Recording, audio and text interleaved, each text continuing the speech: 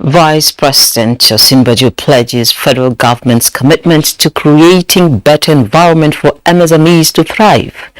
Securities and Exchange Commission (SEC) presents revised Nigerian Capital Market Master Plan. Oil extends gains Tuesday as major producers flag capacity limits. This is Business Express on the network service of the Nigerian Television Authority, the NTA, and we're reaching you from Abuja, the nation's capital. I'm Leah Katung, Babatunde.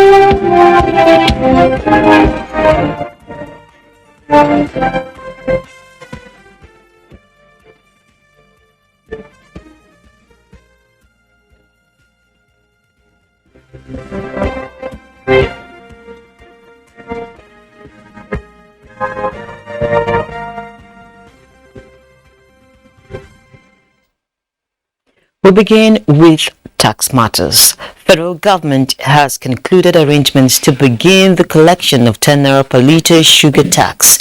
Chief Superintendent of Customs Department of Excise Free Trade Zone and Industrial Incentives, Dennis Ituma, made this known while speaking at a policy breakfast meeting in Abuja. The event was organized by the National Action on Sugar Reduction to look into the introduction and implementation of tax and other interventions to reduce the consumption of sugar-sweetened beverages in Nigeria. Ituma said the policy was implemented on Wednesday, June 1, 2022. The 10 naira per litre sugar tax was introduced in the Finance Act, which was signed into law by President Muhammadu Buhari on December 31, 2021, alongside the 2022 appropriation bill. Ituma said the 10 naira per litre tax of sugar-sweetened beverages has been implemented since June 1, and by July 21, all excess duties must have been collected and paid into the Federation account. The government of Japan has given $2.7 million grants to Nigeria for procurement of 3 high-speed boats to reinforce the Nigerian Maritime Administration and Safety Agency in mass operations and service for maritime security in Nigeria. NECA Oku reports that the gesture was sealed with the signing of a pact between both countries at the Ministry of Budget and National Planning in Abuja. The bilateral economic cooperation between Nigeria and the government of Japan has over the years witnessed the actualization of various key governance support and infrastructure development. Already, annual trade between the two countries stands at $1 billion, with most of that trade conducted through the Gulf of Guinea. Sea piracy, however, remains a problem in the Gulf of Guinea, hindering the economic development of the coastal areas. The government of Japan has channeled its grant assistance to Nigeria to help the government better confront this menace to the blue economy, completely obliterating sea wolves. The cooperation between our two countries will serve as a good example embodying the spirit of the International Conference of African Development, which is to support the self-sustaining economic and social development of African countries. Nigeria acknowledged Japan's consistent support, describing the Asian technology giant as a partner in progress. To the record of Nigeria's recent removal from the Paris-Lisbon International Maritime Bureau as a result of collective efforts of various stakeholders within and outside the country, as well as support from the international community, has promoted the image of the country to the rest of the world. We are truly partners indeed. And today, we have proven through the act that Japan is putting her own money where her mouth is. And we commend you not only for this gesture, but for your resounding partnership. The Nigerian Maritime Administration and Safety Agency, NIMASA, has been named as the implementing partner. In Abuja, Neka Oko. The Securities and Exchange Commission (SEC) has presented the revised Nigerian Capital Market Master Plan 2021 to 2025 to the Minister of Finance, Budget and National Planning in Abuja. Bosde Abel reports that the new document reflects the dynamism of the market and developments in financial technology. The plan was submitted to the Minister of Finance, Budget and National Planning by the Capital Market Master Plan Implementation Council, led by Director General of SEC, Lamido Yuguda. Zainab Ahmed said the review of the Capital Market Master Plan underscores the fact that capital market growth resonates with the current administration's unwavering commitment to deepening and reposition the country's financial markets as a key anchor to achieving a private sector-led development of the economy as contained in the National Development Plan objectives. She said the Ministry of Finance has supported the Capital Market Master Plan implementation effort since inception, and the initiatives are being implemented with the ultimate goal of accelerating the emergence of Nigeria as a top 20 global economy by the year 2025. Our capital market is growing and it is evolving. To sustain this growth and eventually transform to a world-class capital market, transparency and investors' confidence is key. Lamido Yuguda, Director General of SEC, listed some of the milestones achieved to include full dematerialization of certificates, direct cash settlement, recapitalization of CMOs, e-dividend mandate management system, national savings strategy to grow domestic risk capital formation, the roadmap on enhancing commodities trading ecosystem, and establishment of the West African Securities Regulators Association to encourage integration of capital markets in West Africa. The revised Capital Market Master Plan is designed to chart the strategic position and future direction of the capital markets while providing both the SEC and market participants clarity on the vision of the capital market and the roadmap required to facilitate a conducive business environment to encourage innovation, investment, growth, and expansion of economic and employment opportunities in our country.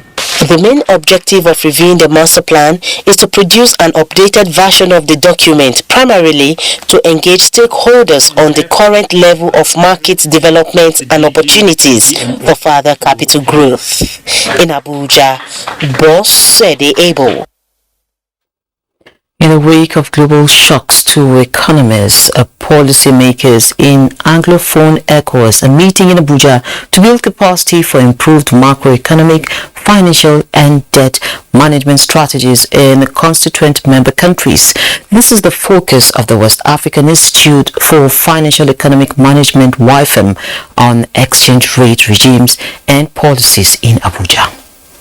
Effects of the coronavirus pandemic are still being felt in the ECOWAS sub-region, which is now being taken to another level by the war between Russia and Ukraine. There is a reversal of those capital inflows into our economies, and that in itself will lead to a further depreciation of our currency. And I think that that's what has informed some of our monetary policy committees within SABI to also inch up their policy rates to contain the reversal, so that we can assure investors that we are offering them something more for them to stay. WIFEM says it has a mission to develop on a sustainable basis expertise in the fields of macroeconomy, debt, financial sector management, as well as governance and institutional development. No doubt that the synergy between the private and public sectors will lubricate the wheels of growth and development in the sub-region.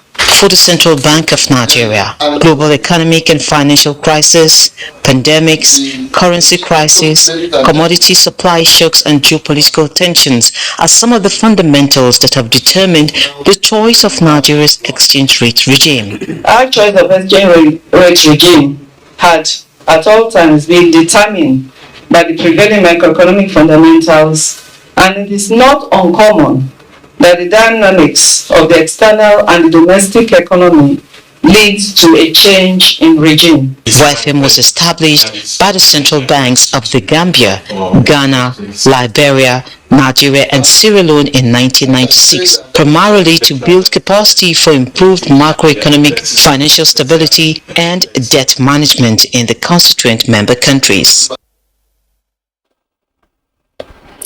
Now, as Nigeria joins the global business community to celebrate the contributions of MSMEs to the economy amid the COVID-19 pandemic, conflicts and climate-related challenges, stakeholders have been speaking on the prospects amid the recovery and prosperity. And so, the MSMEs make up 90% of all the firms with such a significant contribution to the country's economy. MSMEs are essential for job creation, innovation, and productivity growth. The World MSMEs Day recognizes the potential of that sector and its role in strengthening economies. Why and how are they significant in Nigeria, and how are we handling our peculiar challenges? Our guest is Osai Ilome from the Labour Business School, Veritas University, Abuja. Mr. Osai, nice to have you in the studio. Thank you very much. Great. And how was the whole celebration? Yeah, I think it's going quite okay. We are still looking at them for a profit. That is what MSMEs are made up of. So yeah, it's going to get better. So we're coming from a journey of COVID, and then Russia-Ukraine happened. Yes. How are they affecting, how is the whole thing affecting this particular sector we're all interested in? Yeah, I think it has been disastrous, so to speak. It has disrupted and decimated the whole ecosystem, the supply chain, and the competitiveness of MSMEs. But we need to look beyond the Russia crisis, as it were, and look back into the country to look at our own insecurity issues. And so the impact of the COVID has actually created a lot of loss for MSMEs. You move to that of climate change. It's ravaging the ecosystem as well. And then of course the conflict that we're having all across the country, and which makes it very, very germane and urgent for government to look into providing solutions to that. But there is a concept that MSMEs need to begin to look deeply on how to adopt, and that is the concept of environmental social governance. The ability for MSMEs to understand the need for them to ensure against environmental crisis. I think that's an interesting one, because when we talk about insurance penetration, for instance, you find out that most MSMEs either do not know or do not trust.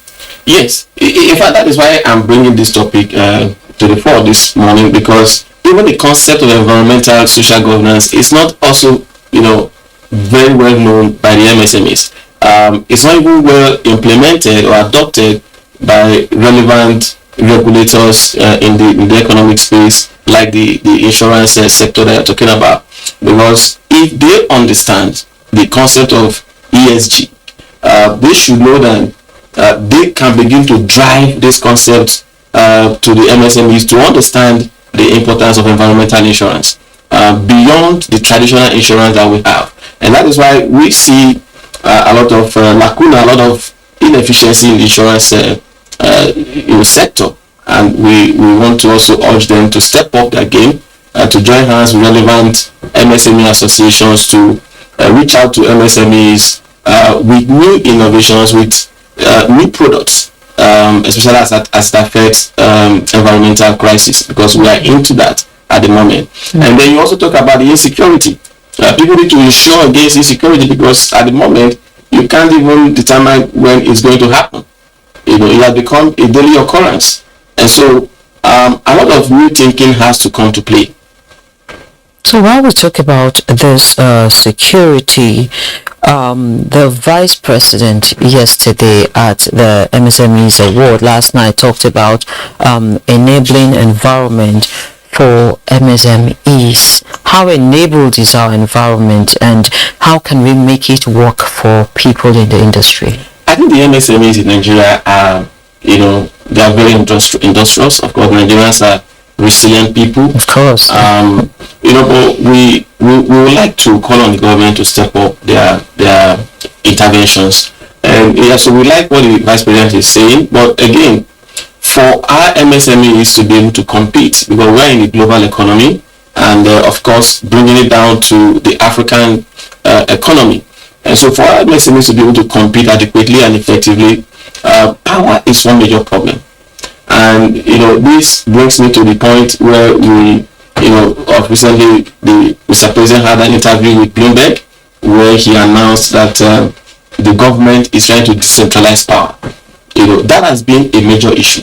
And for him to come at this point, of course, it is said that it's better late than never. And so we want to encourage him not just to do the talking, but he should do the action. I expected that the moment he's arriving in Nigeria, he's signing that executive order into law, so that states can begin to generate and distribute their own power. At that point, MSMEs will be able to tap into individual states' power system and be able to thrive. Because as it is now, MSMEs, the issue of, when you put that side by side with the fact that there is not even fuel in the country. Okay, so on one side you don't even have power, on the other side to substitute, there is no fuel. And so while we also anticipate that the government will do the needful, we want to also encourage MSMEs to begin to think alternative energy. I think that is something, though at first instance it's quite expensive for you to adopt alternative energy. Funding is also one key issue. MSMEs keep hammering on the funds. Yes, funding is major, but again, when we try to talk with upcoming entrepreneurs or startups, as it were, we need them to understand that you don't look at funding at first. First thing first is to create a very beautiful product that is a fit for the market. Okay, once you're able to do that, because we are living in the world where investors are driving the game at the moment. Every economy is looking for investors. Business are looking for investors, and so you need to be able to offer investors what can be attractive to them, so that they can bring in their funding into your business. And so, but again, to make MSMEs a bit more resilient, as the theme for this year's United Nations MSME Day suggests, the government needs to, talk more with the financial sector operators, the financial service providers, the banks.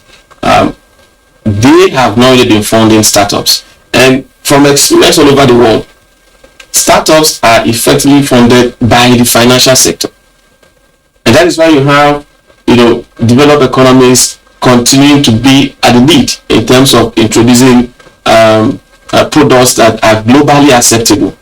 Okay. So when we talk about acceptability, now, how is Nigeria going to ensure that she properly sits on the AFCFTA table and takes all the advantage that's also the advantages available on the continent for MSME players?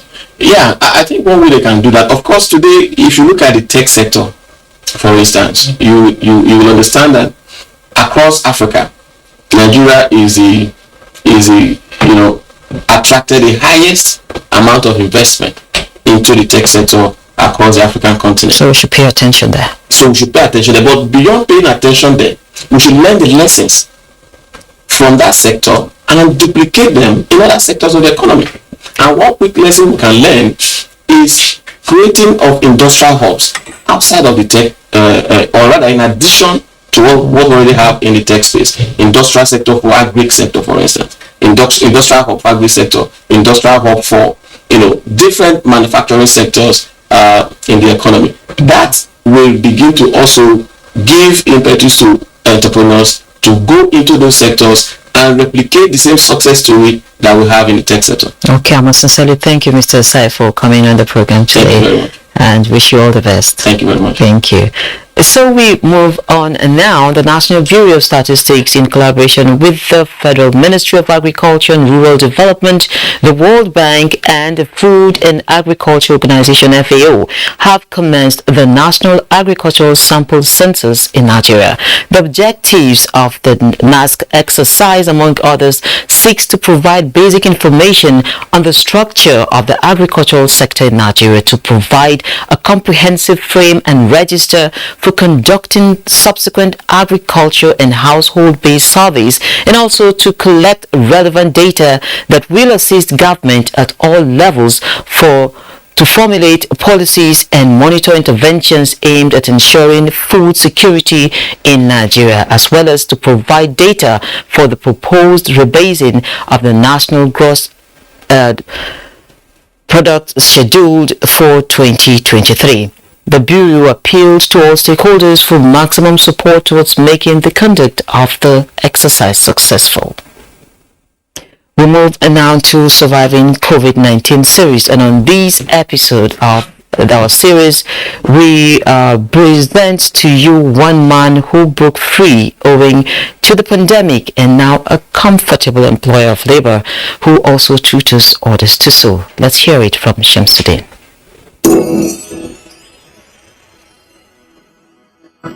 Surviving COVID-19 series is brought to you in partnership with the Central Bank of Nigeria. My name is Shamsuddin.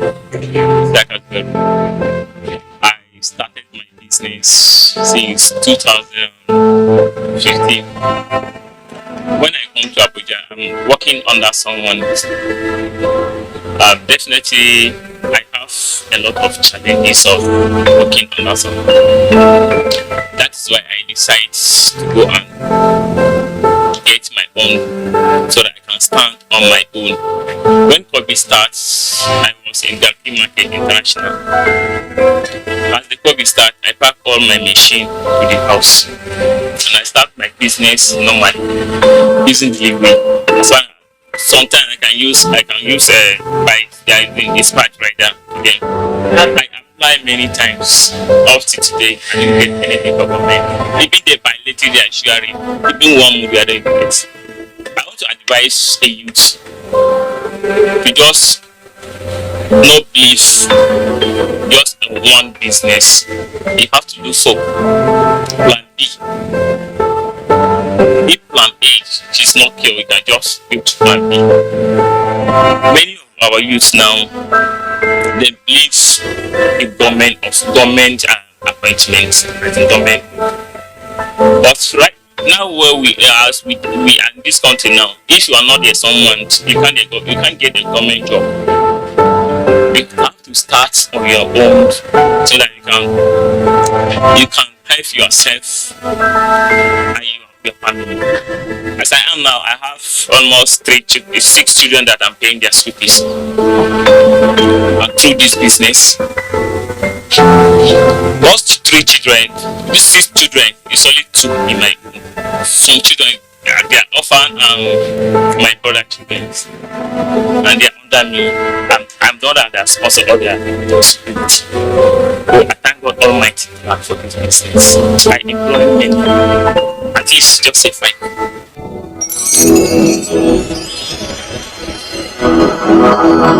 Surviving COVID-19 series is brought to you in partnership with the Central Bank of Nigeria. So Nigerian stocks are resuming this morning upbeat, sustaining growth as well as outside home. The growth prospects are mutual. Let's have a summary of activities on the global stock market now this morning. U.S. equity futures and Asian stocks turned higher Tuesday on signs that China is moving toward less strict COVID protocols. The Hang Seng Index in Hong Kong reversed earlier losses to climb 0.91%. Japan's Nikkei 225 rose 0.66%, while mainland Chinese markets were higher with the Shanghai Composite up 0.97%. In the US, stock futures were little changed early Tuesday following a losing day. Futures on the Dow Jones Industrial Average gained 0.46%, S&P 500 rose 0.48%, and Nasdaq 100 appreciated by 0.55%. European stocks are expected to open in negative territory as global investor confidence sees another dip. The UK's FTSE index is seen opening 20 points lower at 7,250. Germany's DAX down 70 points and France's CAC 40 down 43 points. Unlike Europe, African markets are set to open mixed this Tuesday. South Africa's JSE Africa 240 is already seen opening 0.86% higher.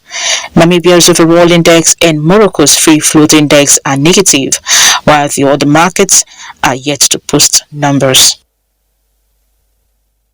And that wraps Business Express for today. Remember to keep in touch with us, so do send in your comments, observations, and suggestions. Also be informed that all previous episodes are available on YouTube on the NTA's channel. You can follow us on Facebook. You can also like our pages, Facebook, Twitter, and Instagram. Join us again at 3 p.m. My name is Leah Katung. Babatunde. God bless Nigeria.